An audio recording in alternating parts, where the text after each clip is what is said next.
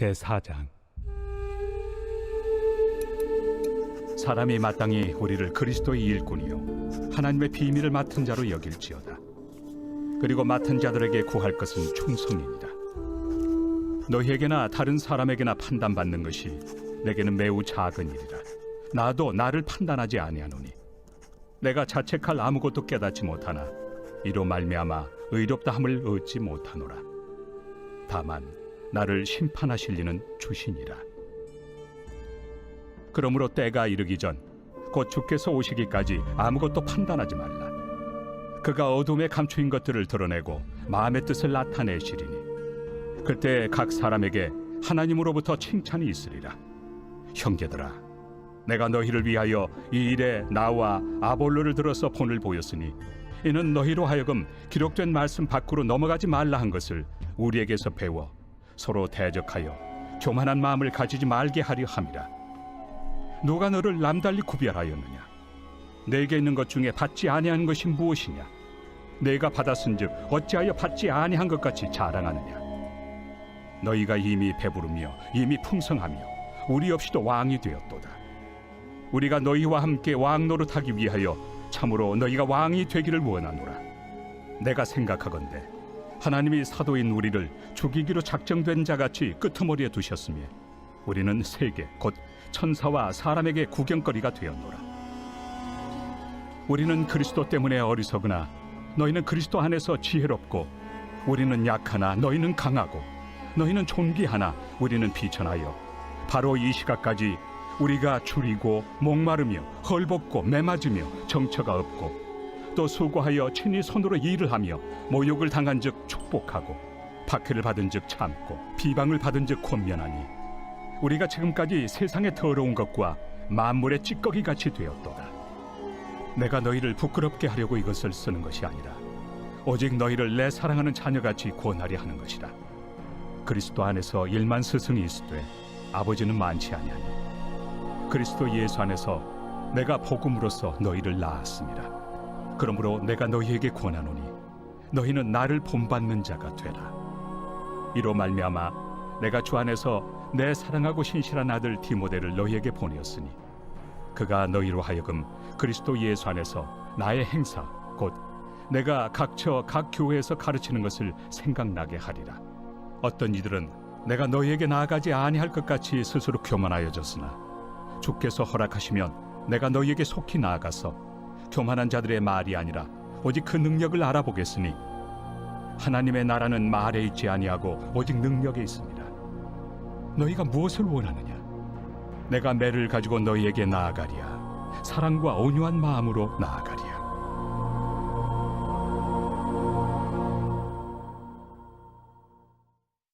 오늘 우리에게 주신 하나님의 말씀은 고린도전서 4장의 말씀입니다. 먼저 6절에서 사도 바울은 고린도 교인들이 서로 대적하며 교만한 마음을 먹지 않도록 이미 자신과 아볼로가 본을 보였다고 말씀을 합니다. 어떠한 본을 그들이 보였나요? 사도 바울이 먼저 복음의 씨를 뿌렸습니다. 그리고 고린도 교회를 세우고 아볼로는 그 위에 더 그 말씀을 자세히 가르치고 또 성도들을 양육하는 것을 힘을 썼습니다. 두 사람 간에 그리고 어떠한 시기나 갈등도 없었고 협력하여서 사역의 모범을 보였습니다. 바울과 아볼로 두 사람은 단지 말씀만 가르친 것이 아니라 그리스도 안에서 성도들이 어떻게 살아야 되는지를 행동으로 가르쳐 준 것입니다. 그런데 그 결과는 어떠했습니까? 고린도 교회 교인들은 바울과 아볼로의 사역을 통해서 성도의 연합된 모습을 보고 배우는 것이 아니라 오히려 각각 자기를 지지하는 사역자들을 내세우면서 서로 분쟁하고 다투기 시작했습니다. 왜 이러한 현상이 일어났을까요? 가르치는 바울과 아볼로가 무언가 실수를 했기 때문일까요? 아니라는 것입니다. 오히려 이 두 사람은 그들에게 훌륭한 본이 되었고 또 사역자로서 스승으로서 본을 보였습니다. 또한 가장 아름다운 협력의 본을 그들에게 보여주었습니다. 그렇다면 이처럼 정반대 결과가 나온 것은 누구 때문이었겠습니까? 전적으로 이 배우는 이들의 영적인 미숙함과 부족함, 또 교만함과 허영심 때문이었다고 말할 수밖에 없습니다. 고린도 교회 교인들은 바울과 아볼로의 사역으로부터 아름다운 모범을 배우는 것이 아니라 그들의 가르침을 가지고 오히려 서로를 비판하고 다투는데 기회로 삼았다는 것이죠. 이처럼 가르치는 자도 중요하지만 배우는 자의 자세 또한 무척 중요합니다. 예수님께서 가르쳐 주신 씨 뿌리는 비유에서 보는 것과 같이 아무리 좋은 씨를 뿌렸다 하더라도 배우는 자의 마음과 자세가 그 밭이 잘못되어 있다면 열매를 거두지 못하는 것이죠. 가르치는 자가 합당한 가르침을 위해 많은 준비를 해야 되는 것은 기본이지만 그러나 그것을 배우는 자도 나름대로의 자세가 준비되어 있어야 된다는 것입니다. 그러므로 설교를 듣고 은혜 받기를 원한다면 은혜를 받기 위해 우리 자신도 먼저 말씀을 묵상하고 기도로 마음을 준비해야 됩니다.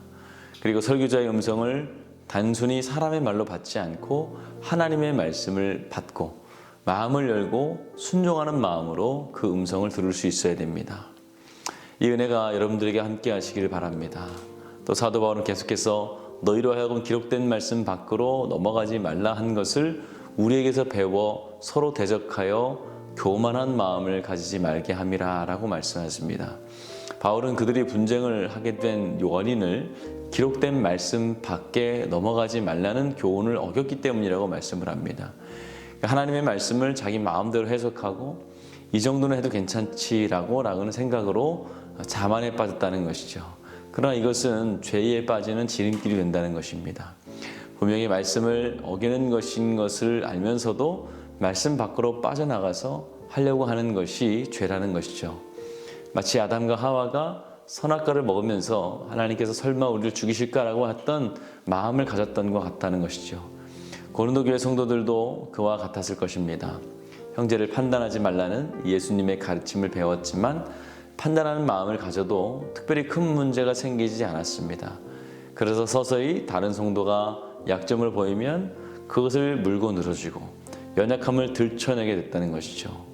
물론 처음 그렇게 했을 때에 그 마음 가운데 죄책감도 있고 떨림도 있었을 겁니다. 그러나 죄를 지었을 때에 당장 나에게 어떤 불이익이 오지 않는 것을 봤을 때 이래도 괜찮구나라고 하는 생각을 갖게 되고 그러한 행동이 반복하게 됨으로써 점점 마음이 강팍해지고 또 교만해지고 그러므로 서로 대적하는 일까지 되었다는 것이죠. 우리도 성경의 가르침을 넘어서기 시작하면 누구든지 예외 없이 이러한 교만의 죄에 빠지게 됩니다. 그러므로 성경의 가르침을 넘어서는 일이 없도록 주의해야 됩니다. 늘 깨어있고 또 경계해야 되는 것이죠. 성경이 우리에게 말씀하시는 것을 그대로 믿고 그 삶을 살려고 노력해야 됩니다. 이어지는 7절에 보면 내게 있는 것 중에 받지 아니한 것이 무엇이냐 내가 받았은즉 어찌하여 받지 아니한 것 같이 자랑하느냐라고 반문을 합니다. 이것은 우리도 많이 범하는 실수입니다. 지금 사도 바울은 고린도 교인들에게 문벌이나 지혜의 면에서 볼 때는 비천하기 짝이 없는 너희들을 거룩한 성도로 구별하여 모든 은사를 주신 분이 하나님이신데 너희들은 왜 스스로 얻은 것처럼 자랑하고 다투고 싸우느냐는 것이죠. 여러분, 고린도 교인들이 가진 모든 은사는 하나님께로부터 받은 것이었습니다. 물론 우리도 그렇죠. 사실 곰곰이 생각해 보면 우리들이 가진 것 가운데 하나님의 은사뿐만 아니라 이 땅의 모든 것들 그 얻은 것도 하나님의 은혜가 아닌 것이 없습니다. 우리의 소유가 없다는 것을 금방 깨닫게 되는 것입니다. 우리에게 햇빛을 주시고 비를 내려주시고 또 우리가 밟고 서 있는 이 땅 모든 것이 다 하나님께서 우리 인간들에게 거저 주신 것이라는 것이죠. 좋은 예화가 있지 않습니까? 어떤 아들이 있었는데 하루는 이 아들이 집안 청소를 말끔히 하고 나서 부모님 침대 위에 하루 노동의 대가의 수고비를 청구했다고 합니다.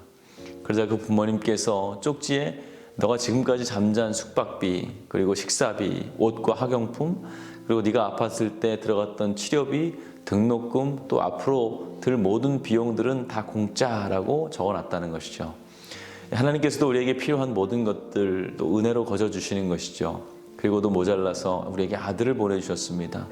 대속의 십자가까지 지게 하셨습니다. 그럼에도 불구하고 세상에 이런 하나님을 부정하고 모든 것이 자기로부터 왔다고 자랑하고 다투고 싸우는 것이 우리 인간의 모습입니다.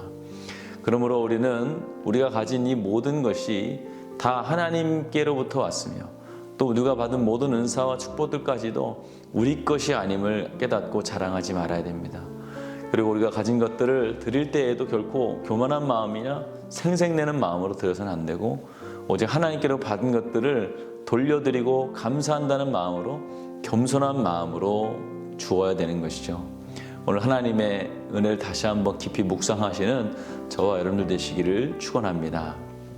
오늘은 월요일입니다. 우리 나라와 민족을 위해서 함께 기도하는 날입니다. 이 땅의 영적인 회복과 자유민주주의를 위해서 분열과 갈등이 사라지게 해달라고, 통합할 수 있게 해달라고, 경제가 회복되고 복음을 전하는 선교 대국되게 해달라고 함께 기도해 주시기 바랍니다. 기도하겠습니다. 귀하신 아버지 하나님, 은혜와 사랑을 감사합니다. 오늘 우리에게 귀한 은혜를 허락하심을 다시 한번 깨닫게 하심을 주여 감사합니다. 하나님께 받은 것 다 거저받은 것이요, 우리 믿음까지도 하나님의 은혜로 받은 것이니 우리가 교만하지 아니하고 서로 용납하며 사랑하는 자들 되게 하여 주시옵소서. 세우신 교회 위에 함께하여 주시되 특별히 담임 목사님 사역 가운데 성령 충만 주시고 말씀을 전하실 때마다 성도들의 마음에 불뜻 일어나는 깨달음이 있게 하여 주시옵소서. 다음 세대 어디에 있든지 믿음의 자리, 기도의 자리 떠나지 않게 하여 주시옵소서. 아프신 분들 안수하여 주시고 깨끗이 나음을 얻게 하여 주시옵소서. 우리 연로하신 성도님들 어디에 있든지 주여 병상에 누워 병들어 누워있다 천국 가지 않게 하시고 죽는 날까지 건강하게 걷다가 주님 만날 수 있도록 도와주시옵소서. 예수님의 이름으로 기도하였습니다. 아멘.